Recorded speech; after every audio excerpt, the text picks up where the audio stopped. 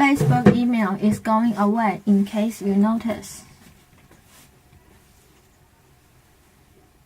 Editor's note: Mobile World Congress is the world's largest mobile tech trade show looking at the current state of mobile and where it might go next.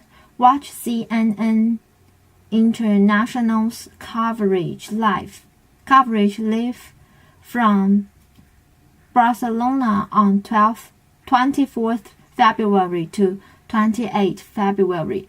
Get the latest live updates from the event on CNN's live blog. CNN, check your Facebook mail. Check your Facebook mail lately. Didn't think so. Apparently not many others did either. So after 3+ years, the world's largest social media outlet is pulling the plug on its little-used email service. The company confirmed Tuesday. We're making this change because most people haven't been using their Facebook email address, and we can focus on improving our mobile messaging experience for everyone, Facebook said in a statement. For those who do have a Facebook mail account, messages will be forwarded to the primary email address listed in a user's account, the company said. The changes are planned to roll out in March, and users can turn off that forwarding option if they prefer not to have their personal inboxes flooded with these messages. It's a little bit of bowing to the inevitable, said Justin Lafferty, editor of the trade site Inside Facebook. The email addresses, which showed up as messages for Facebook users, never took off. And when Facebook tried to make them the default email account for all users in mid-2012, a lot of people were unhappy with that, he said. It was kind of rolled out to everyone, regardless of what they wanted, Lafferty said. With last week's $19 billion acquisition of WhatsApp, the fast-growing messaging service, Facebook is focusing more on mobile messaging than email these days. Facebook ventured into the email field in November 2010, adding the service to the messaging system already used heavily by its 1.2 billion users. CEO Mark Zuckerberg said at the time that the system would complement, not compete, with entrenched email giants such as Google, Yahoo, and Microsoft.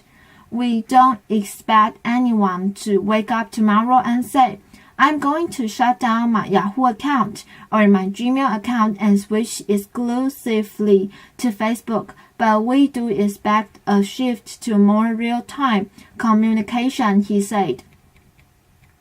Lafferty said the reversal is unlikely to be remembered in the company's annals, much like the service itself. Many people probably weren't even aware to the change, he said. California couple strikes gold after finding $10 million in rare coins. CNN Eureka. A husband and wife are reveling in their good fortune after finding $10 million in rare gold coins buried on their property in Northern California. The gold country discovery is thought to be the largest of its kind in U.S. history, according to David Ho, co-founder of professional coin grading service, which authenticated the find. It's quite a story. People were walking along on their property in Northern California. noticed something, began digging, and they found cans of gold coins. Hall said, "It should have happened to you and me." The incredible find. The coins were unearthed in February 2013 by the husband and wife who wished to remain anonymous. They were walking their dog when they spotted something shiny on the ground. The couple dug and eventually discovered 8 metal cans containing more than 1,400 gold coins. No one knows how they got there or whom the coins might have belonged to. Somebody could have buried them and then died before they let anybody know where they were, Hall said. "Believe it or not, I know cases where they forgot they had something, or they moved, or whatever. It could have some kind of robbery deal. Who knows?" The treasure is known as the Saddle Ridge hoard because it was discovered near a hill the couple called Saddle Ridge. In their effort to stay anonymous, the husband and wife aren't saying exactly where the fortune was found. These coins could change history. The coins in $5, $10, and $20 denominations date from 1847 to 1894. Most were minted in San Francisco. They have a combined face value of about $27,000, but experts believe they could fetch $10 million or more. Many are in pristine condition, including at least 14 coins that are considered the finest known for their date and mint mark. A highlight from the hoard is an 1866 number motto Double Eagle, valued at close to $1 million. The couple is planning to sell much of the collection. Approximately 90% of the coins will go up on Amazon.com's collectible site, according to Don Cadgen of Cadgen's Inc., who is assisting the anonymous owners. He told CNN the couple wants to donate some of the proceeds to charity. Basically, they're thankful and they think it's wonderful that they're going to be able to save their property that they thought they might lose. And again, they want to give back to the community and to needy people, he said. Collectors wanting a sneak peek can see some of the coins at the American Numismatic Association's 2014 National Money Show in Atlanta, which opens Thursday. Unlike other hoards and treasures, this one includes a great variety of coins struck over many different years, and many of the coins are still in pristine condition, Cadgen said. And add to that a wonderful human interest story. This family literally found a pot of gold at the end of the rainbow. Miami artist destroys $1 million Ai Weiwei face in protest. CNN. He's been photographed dropping vases before, but that doesn't mean it's okay for just anyone to do it. Ai Weiwei was made a name for himself by not only creating visually arresting and thought-provoking art, but for his uncompromising activism in opposition to the Chinese government. I was on the receiving end of a protest this weekend when a local Miami artist smashed a color glasses vase valued at $1 million. Part of the artist, according to what exhibition at the Paris Art Museum Miami (PAMM) in the city. The exhibition also included photographs of the Chinese artist dropping what appears to be a Han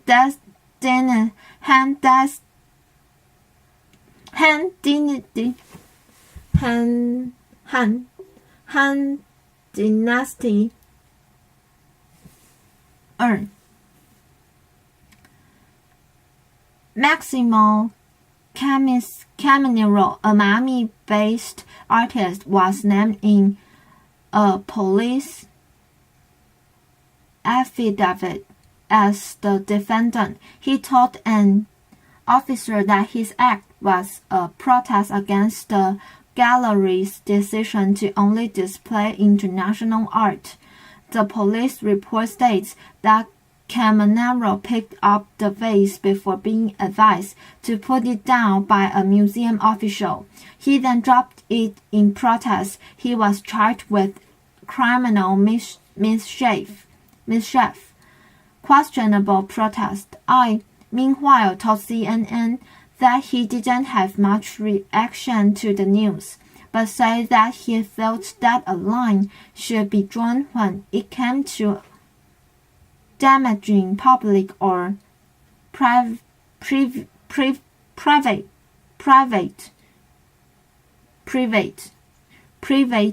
property as part of a protest. I can have a show in Beijing, but I cannot go to museums to break work in Beijing, he said in a phone interview. My work is basically forbidden to be shown in China. The protest itself may be valid, but to damage somebody's work, to do that is questionable. I said that he considered his work, specifically the triptych, which shows him dropping an antique urn, to be very different. My work belongs to me. It doesn't belong to the public, and also it doesn't belong to somebody else. He said he believes he has been contacted by the gallery, but he isn't taking the loss too seriously. I don't really care much, and actually my work is often damaged in different shows because it's fragile. So normally I don't take these things too highly.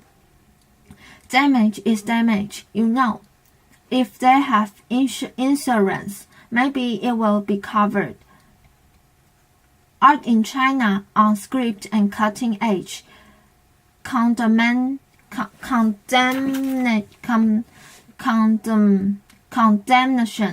The museum issued a statement concerning the incident, condemning Caminero's act. Although the museum can speak directly to intentions, evidence suggested that this was a premeditated act.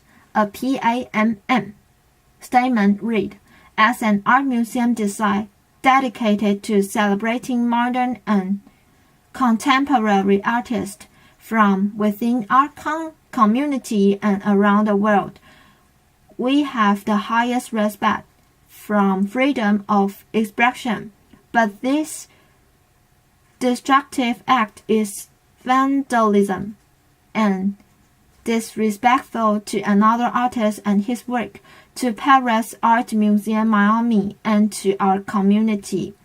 Caminero told the Miami New Times that it was a spontaneous protest. and that he lifted the vase and let it smash on the floor like Wei Wei did in his picture, then waited for authorities peacefully and never resist punishment.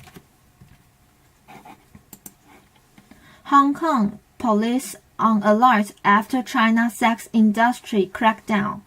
CNN, Hong Kong police plan to step up efforts against vice operations in the city following a massive crackdown on prostitution last week across the Chinese border, where police in Dongguan raided 2,000 establishments and detained more than 900 people. Senior Hong Kong police expressed fears that the special administrative zone could fill the vice vacuum left after the raids by more than 6,000 police on the Chinese industrial city just 60 miles, 100 kilograms to the north. Commissioner of Police Andy Tan Wai Hung told local media that police would be stepping up operations against the sex trade, adding that proliferation of vice in the territory was a concern following the crackdown. There is definitely potential for the sex trade to suddenly grow quickly here, but it won't just be confined to a rise in prostitution. A senior Hong Kong police office told the South China Morning Post it will bring with it all the usual vice and goes with it narcotics, money laundering, trade protection. The Chinese Ministry of Public Security on Sunday ordered police across China to step up efforts to tackle the three vices: prostitution, gambling, and drug trafficking, warning officials they would be held accountable for illegal activities. While Dongguan, situated between the large population zones of Shenzhen and Guangzhou, has long been associated with prostitution. It is known as China's Sin City. China's Ministry of Public Security has indicated it will not limit the crackdown to the city, and that the operations will also target officials benefiting from the trade. Be resolute with the crackdown on matter who is involved, and regardless of what official ranks they are at, with no leniency or soft-heartedness, the ministry said in a post on its website over the weekend. Dongguan Deputy Mayor and Police Chief Yang Xiaokang was fired from his post last week, and 10 other senior police officers have been subject to a range punishments in the wake of the raids, state media reported. Other provinces, including Zhejiang, Gansu, Shandong, Guangxi, and Heilongjiang, have conducted their own vice raids in recent days, indicating that the campaign has been directed from the central government. Doubled the Exterminate Yellow campaign, the color in China associated with prostitution. The crackdown comes after a report by the national broadcaster CCTV on the sex industry in Dongguan. According to media reports cited by the English language China Daily, Dongguan, with a large and shifting migrant population from across China could have as many as 300,000 working in the illegal industry, despite harsh penalties for involvement. The nationwide clampdown on the three vessels is the latest target for the government of President Xi Jinping,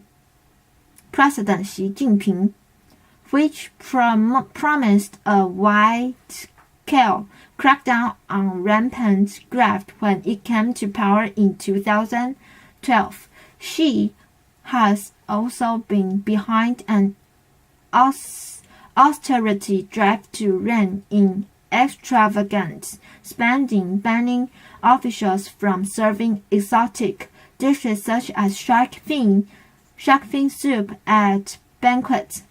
Anger over corruption has prompted a raft of mass incidents and offshore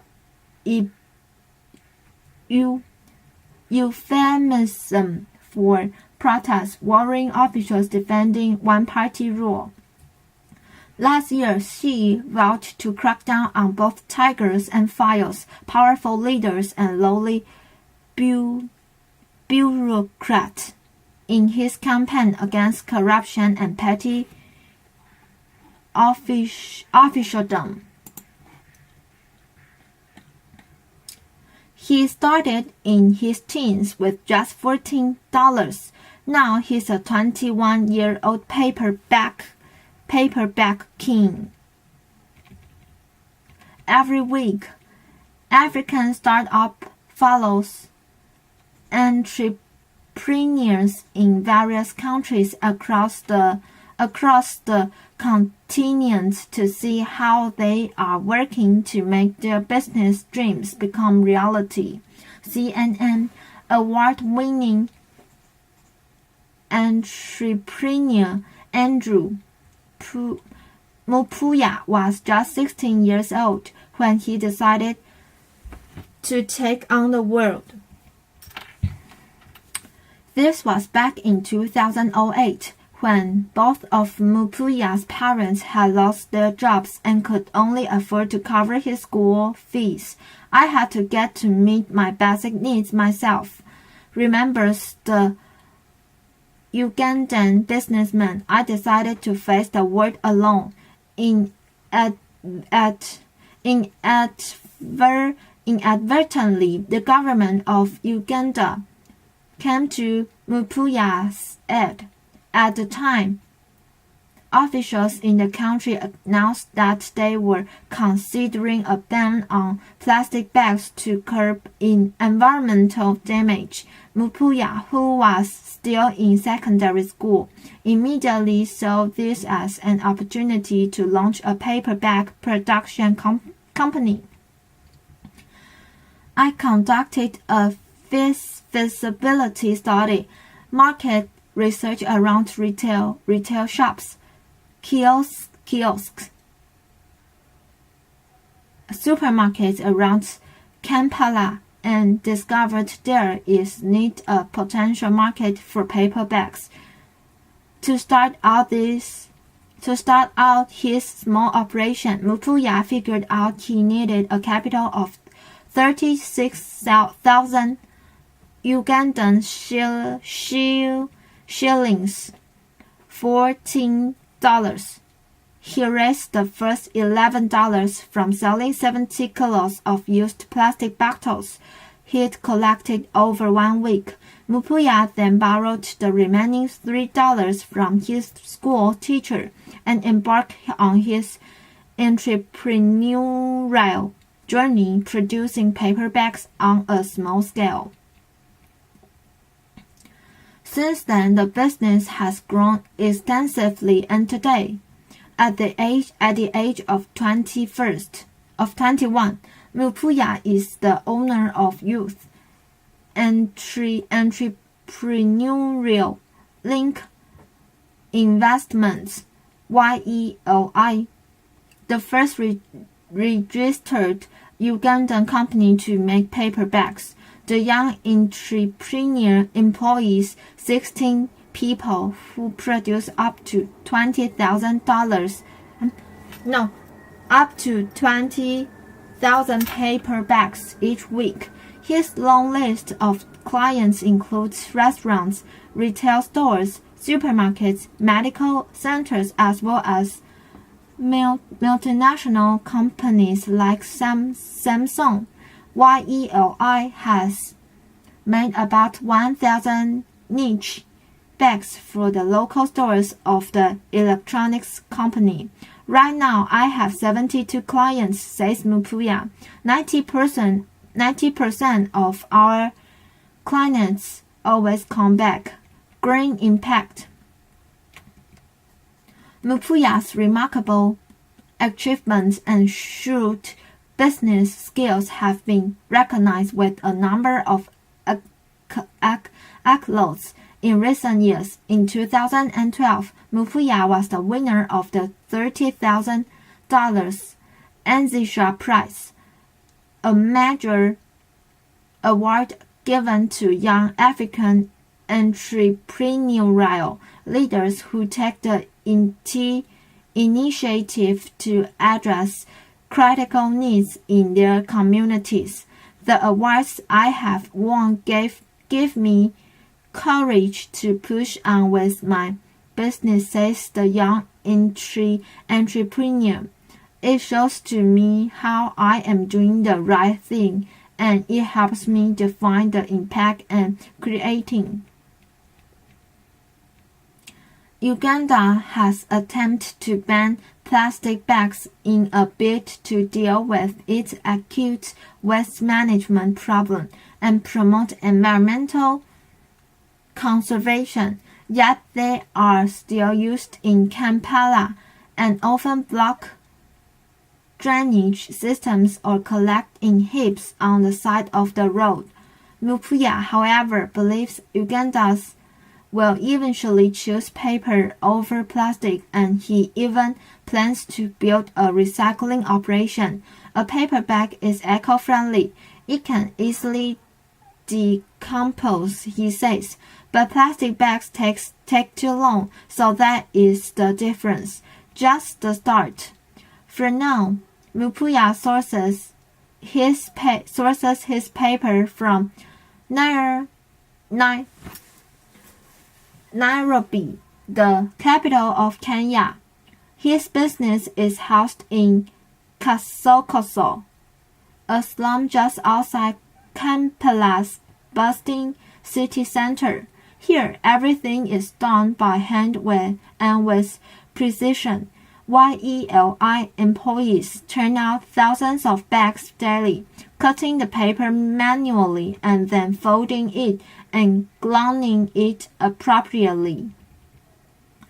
But this takes time, and as customers' numbers grow, the team cannot keep up with the increasing orders. Mupuya says one of the biggest challenges for his startup right now is supply and demand. It needs time to produce the right quality and quantity to all clients because it's run manually, he says. It's quite hard to catch up with some clients who are used to cheap plastic bags, adds Mupuya. My next step is to get a machine because I am only able to supply 5% of the demands I have. Yet Mupuya says that this is a problem that most clients understand, pushing him to keep thinking big and press ahead with his plans to promote environmental conservation. My vision is to have a cleaner Africa by eradicating use of plastic bags and emphasis on paper recycling. He says, I dream of having a big plant where I am able to supply paper bags all over Africa, adds Mupuya, putting emphasis on sensitizing about environmental conservation. So I believe this is just the start.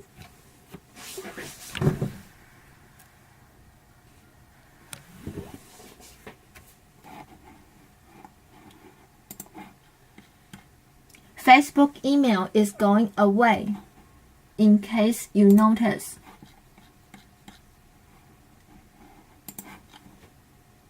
Editor's note: Mobile World Congress is the world's largest mobile tech trade.